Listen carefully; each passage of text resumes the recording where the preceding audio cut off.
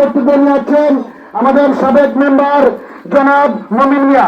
জনাব মমিন মিয়া সাহেবকে ওনার সংক্ষিপ্ত বক্তব্য দেওয়ার জন্য বিনীতভাবে অনুরোধ জানাচ্ছি। বিসমিল্লাহির রহমানির রহিম। দুঃখিত, আমার কোনো ভাঙ্গা কোনো মনে কিছু নেবেন না। আমি বক্তব্য দেব না, আমি তিনটা প্রশ্ন করবো। আচ্ছা, এই জমির পাহাড় বাংলার জন্য, এই জমিটা উপযোগী গোলার জন্য আর ধান লড়াইলের জন্য এই লোকটাকে আমাদের নুরুল ইসলাম নুরুল সাহেব।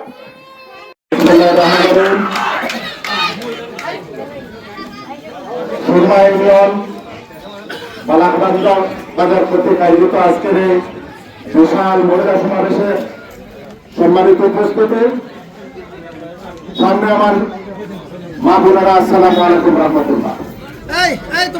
সম্মানিত উপস্থিতি, বাংলাদেশ জাতীয়তাবাদী দল বিএনপি বিগত আন্দোলন সংগ্রামের সময় আপনারা মহিলাদের যে ভূমিকা রেখেছেন, সেই আন্দোলনের ধারাবাহিকতায় সংসদ নির্বাচন তথা ভবিষ্যতে এই ভূমিকা পালন করার জন্য আমার ব্যক্তিগত পক্ষ থেকে এবং আমার দলের পক্ষ থেকে আপনাদেরকে আকুল আহ্বান। আপনারা উপস্থিত আছেন আজকে আমরা দলে বিএনপির প্রার্থী হিসাবে আগামী ডাক্তার নেয় ইনশাআল্লাহ এবং দানের শীষের পক্ষে আমরা কাজ করব। এই সুবাদে বাংলাদেশ জাতীয়তাবাদী দল বিএনপির প্রতিষ্ঠাতা শহীদ রাষ্ট্রপতি জিয়াউর রহমান প্রথমেই সময় মহিলাদেরকে নিয়ে বাংলাদেশের প্রথম 1978 সালে মহিলা মন্ত্রণালয় গঠন করেছিলেন, শুধু মহিলাদেরকে উদ্দেশ্য করে। পরবর্তীতে বিভিন্ন কর্মসংস্থান, এই সংসদে প্রথম যে আমাদের মহিলা মেম্বাররা আইছেন না, এটাও আমরা জিয়াউর রহমানের সরকার আমলে এই তৈরি হয়েছিল। আপনি দেখবেন স্বাস্থ্যকর্মী বিভিন্ন বাড়িঘরে ইঞ্জেকশন দেয়, এই সময় জিয়াউর রহমান সাহেবের আমলে 55,000 স্বাস্থ্যকর্মী মহিলারা নিয়োগ করছিলেন।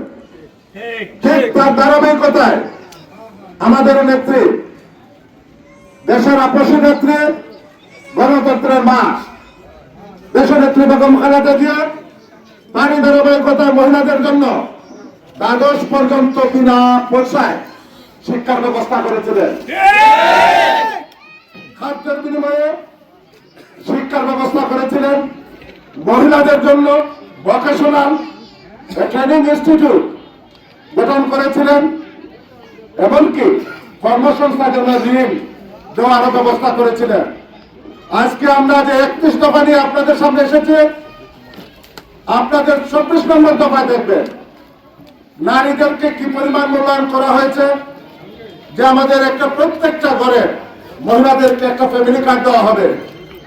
আমাদের দল বিএনপি যদি ক্ষমতায় যায়, ফ্যামিলি কার্ডের মাধ্যমে সরকারি যত অনুদান আছে এই কার্ডের মাধ্যমে দেওয়া হবে।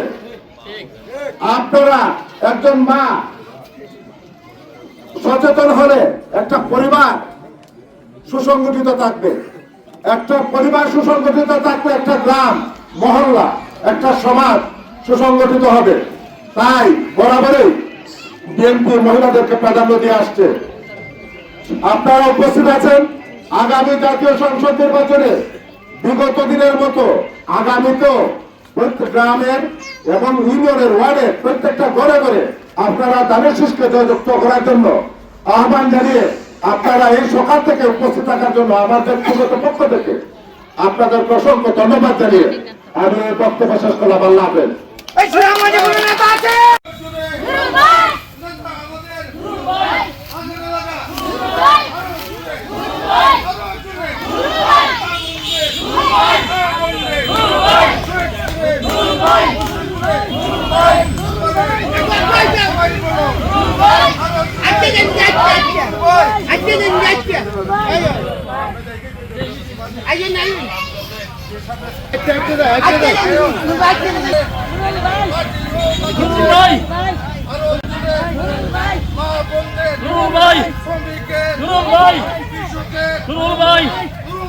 নুরুল ভাই নুরুল ভাই, নুরুল ভাই,